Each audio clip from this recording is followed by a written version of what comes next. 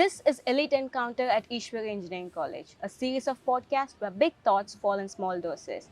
And today we are here with a visionary who shapes the future of technology and business innovation, Mr. Anand sir. Hi.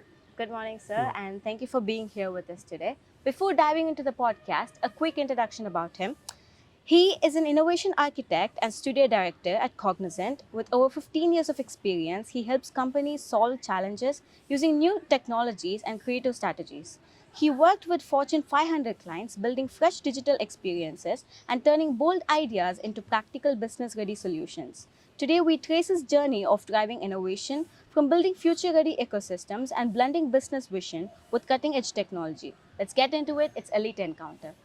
Sir, so you are a problem solver who speaks in both tech and business language. True.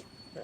So, but as a fresher, we are not familiar with the role of innovation architect. Okay. So, it would be great if you can walk us through how a day in your life looks like at office. That way, Sure. we get a better understanding of what this role is about. Sure. So, uh, as you did introduce, I lead the innovation studio, and our primary mandate is to look at emerging technologies, try to bring that into bring that into a domain relevant problem statements, try to solve that. That is really what it is. These are starting with one line problem statements, an idea that is just a casual reference from a customer. Let's say, can we explore something? Can we look at that? Maybe that could solve our cost issues. Maybe that could increase or augment our customer experiences. So it starts anywhere from there, coming from the customer. And when I say customer, it's about 9 industries that we serve at the studio. Okay. It will be manufacturing, automotive, logistics, energy, utility. So, it's So a then very diverse oh field. yeah, and retail, consumer goods, travel, and hospitality. So it's all of that. So that's the domain part of it. But if you bring in the technology, it's all your emerging technology vector. Today, the most buzzword being generative AI, right? And then every other day you wake up to a new model, a new something out there that's creating it, right? Of course, it's edge on AI, IoT stuff. So it goes on the list. Quantum computing is one of another thing. Brain computer interface is something that we work on as well. So the idea is to track all of these, try to bring them into domain relevant solutions. And to do that, it's more experimental and more exploratory in nature. So the idea is to bring in stakeholders who could fulfill these ideas to concept to Okay. a reality, and that could be technology enablers. And these stakeholders are usually startups who bring in more of applied research, meaning there's a half-baked product, and then there is your requirement, who you represent the customer's problem statement. So you bring in these to fulfill, or you bring in, it's more like Lego blocks or academia research. That's really what it is. So you Lego build a solution. Okay. And to that, you could imagine how knowing stakeholders, the ecosystem, whether it's startup or academia, such as yours, and your innovation pursuits that you guys do within building an IP or self training or your dissertations or thesis that you do, all of that, keeping an idea and a tab on all of this and startups and out there whatever's emerging technology, and you can learn that from analysts, right? Yes, sir. Like Gartner Hype Cycle, for example, right? They're bringing it all together, weaving that into an experience architecture towards solving a customer problem statement. That really is the key. That is the, I would say, in a way, that would be the role of an innovation architect. By the way, innovation architect is not a mainstream industry name for a job title, something that gets created, as you could see from my profile, from being various different things at different Yes, points, sir. from business and technology, process and domain, right? So Yes, sir. it's a whole lot, and then you bring that all together. That's really what it Okay. is. So it's really about choosing the right technology, I guess, at times. You start with that, yeah, but Okay. technology just being an enabler, right? Okay. That's what business guys would say.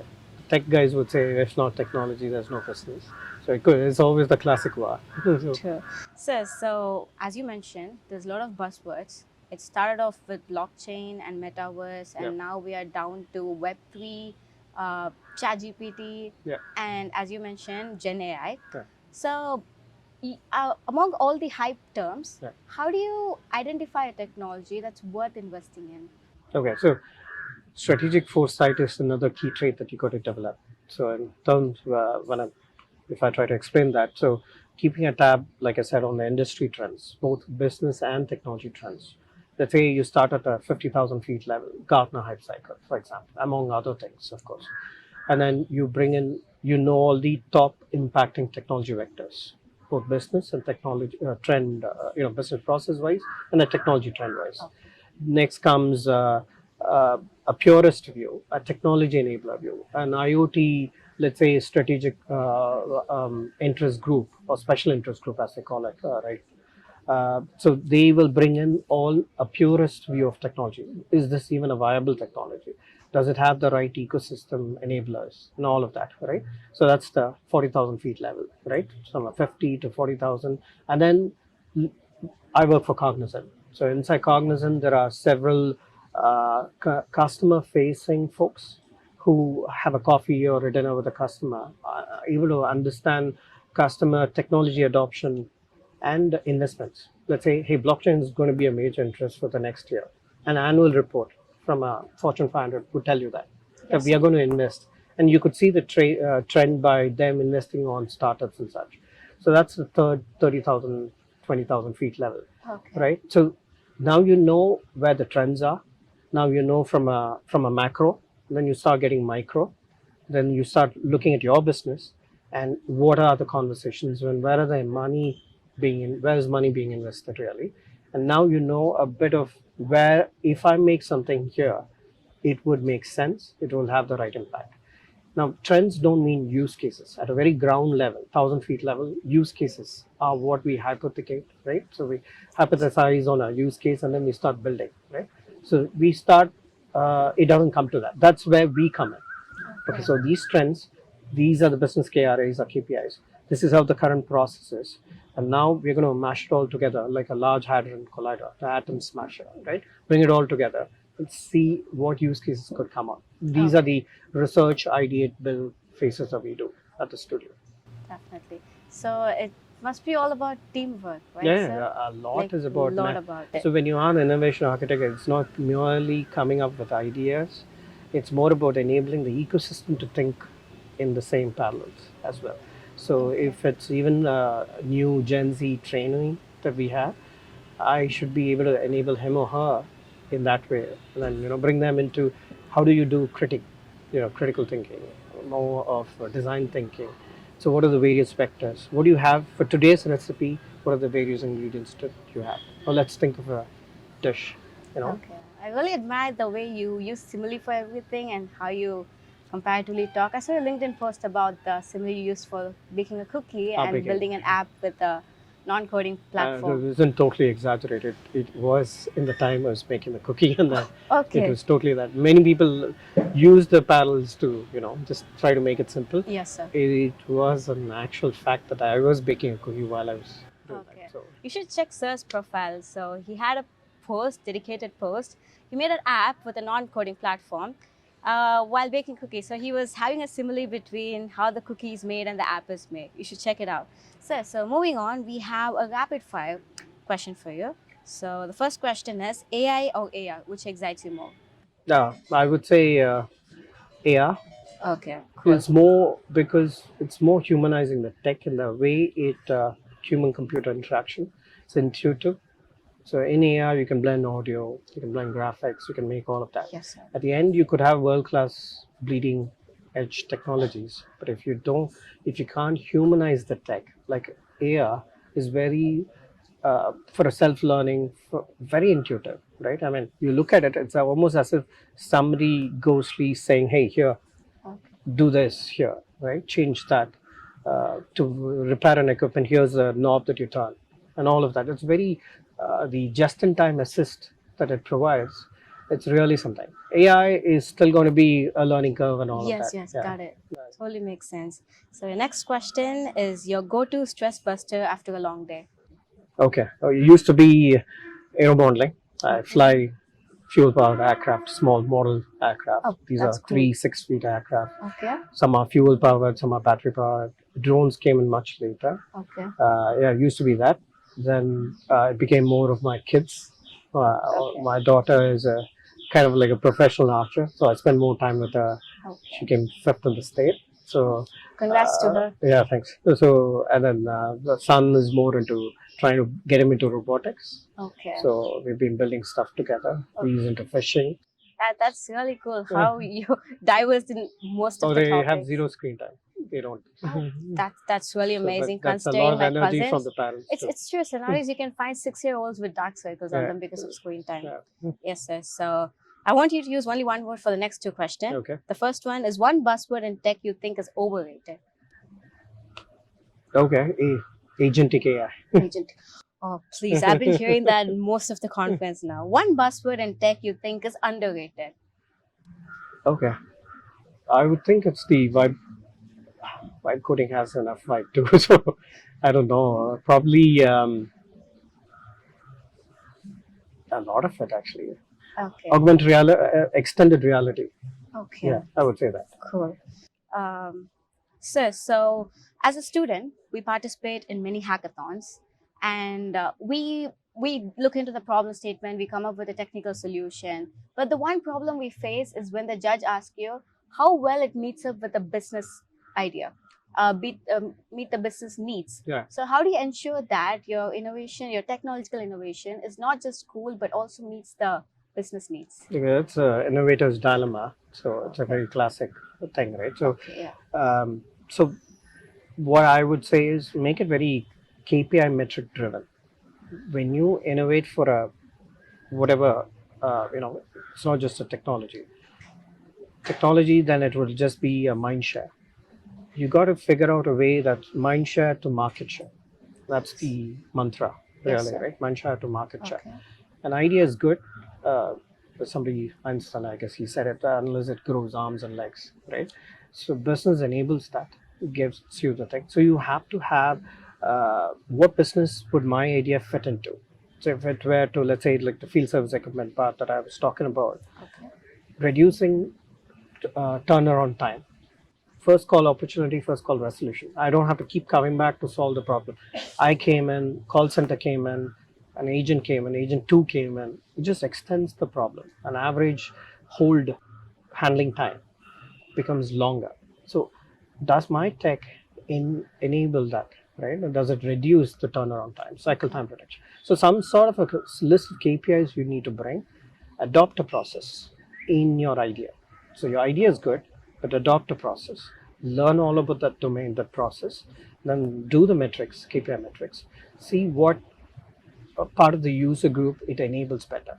For an agent, what does it do better? For the customer who's at the end of things, does it enable anything better? So, and for the business stakeholders also, right? List on the KPIs and see how your features map to the KPI. That's a very simple way of saying, right? Features to I'm KPIs. sorry. So what is KPI? Key performance indicators Okay, or, got it. or key result areas, right? Okay. So those. Okay, cool. So it's a way of measuring. I mean, a call center would say, when you call up a call center, let's say a credit card thing. Okay. Now there are different ways you could. You probably want them to know you as soon as you call because you have a registered mobile number. Know all your balances. Know probably why you're calling as well. Yes. That's the modern experience. That's the modern expectation Yes. So as now a it's customer. mostly AI. You just, I mean, not AI, just assistant. You just Correct. enter your number. In some way, it gives you the- understands, right? Yes, sir. So that's first call opportunity, and if it has resolved it, that's first call resolution. For a business, FCR means increased customer satisfaction. Okay. That's a KPI. Okay. Like there are key performance indicator.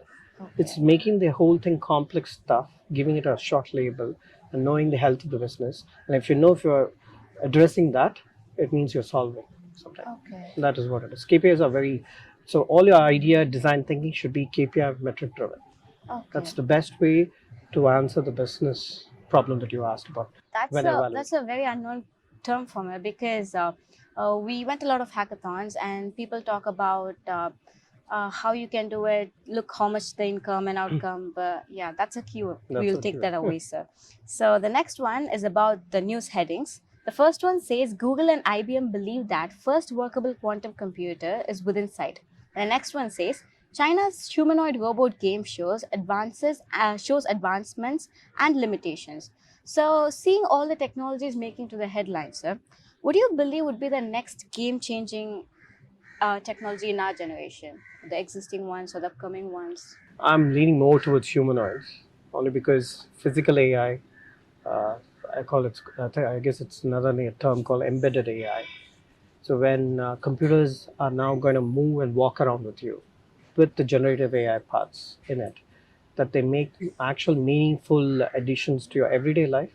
Okay. There's a very interesting quote by, forget his first name, but last name is Adcock. He's the CEO of Figure. Figure is a robotics company. And he says robotics, humanoids are going to have the iPhone moment within a year or two. Oh wow. Okay. So, because see earlier, and this attempt has been there many times over. Yes, sir. But yet, it's not just the advancements of engineering, the servo mechanics, and all of that. It is required the sheer brain power and number of ecosystem providers to work on that, like NVIDIA's Groot, like the Avengers Groot. Yes, sir. NVIDIA Groot is a system that works on the autonomous, the human robotics, right? I mean, the robotics part, the Not aware of operating that, system. but okay. Yeah. So these Yes. things are now imagine. So if you have you tried ChatGPT? Yes, obviously. Yeah. So you've tried the video version, the No. live version. No, I So if you didn't. switch on when the premium paid whatever, Okay. if you try on the video live, then you can actually look at, let's say, a washing machine. I mean, I actually did it with my car when it broke down, Okay. and it was up on the rail, and then I was trying to figure with the mechanic with me what caused a certain problem, a problem with the suspension. He was able to point out certain aspect. Point out meaning call out. Okay. It's not AR enabled, Yes, yes, but yes. it called out. It turned out to be that was the problem. Okay. So when these are now enabled on a humanoid, and imagine your everyday, let's say, household help, or you walk into a property That's facilitator. gonna be a physical Oh yeah, life-size aid for us, walking, assistant for us. running around with you. Yes. So the Figure CEO says that it may amount to $30,000. It may amount to $300 a month. That's what you pay your domestic help, or your gardener, your carpenter, all of that. So Honestly. yeah, so it pays off the cost benefit analysis, and a lot of ecosystem is gearing up towards that, Okay. and we will realize that in a couple of years, if not Yeah, because earlier. so far in the news, it's only China having some robot games, and Yeah, which is yeah. really hyped up now. Yeah, well, that's all learning, right? That's True. all learning. Yes, yes, sir. About 20 plus companies, Taiwanese, China, and the US, and a few Europeans, of course, Okay. Israel as well, Yes. who are doing a lot of stuff. But today, Figures robots are already in the BMW factory. Okay. You should look up some of these examples by OpenAI. They have their own robotics. Okay. You should look up some of their examples. You'll be amazed at how it handles everyday tasks. So I would put my bets on humanoid. Okay. Amazing. So next is a myth or reality. Freshers can't contribute to innovation until they gain years of experience. Is it a myth or reality? It's a myth. It's a myth. Mhm. Okay. AI will replace more jobs than it creates.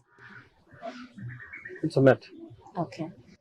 Coding is the only skill you need to be in tech. No, myth. Okay.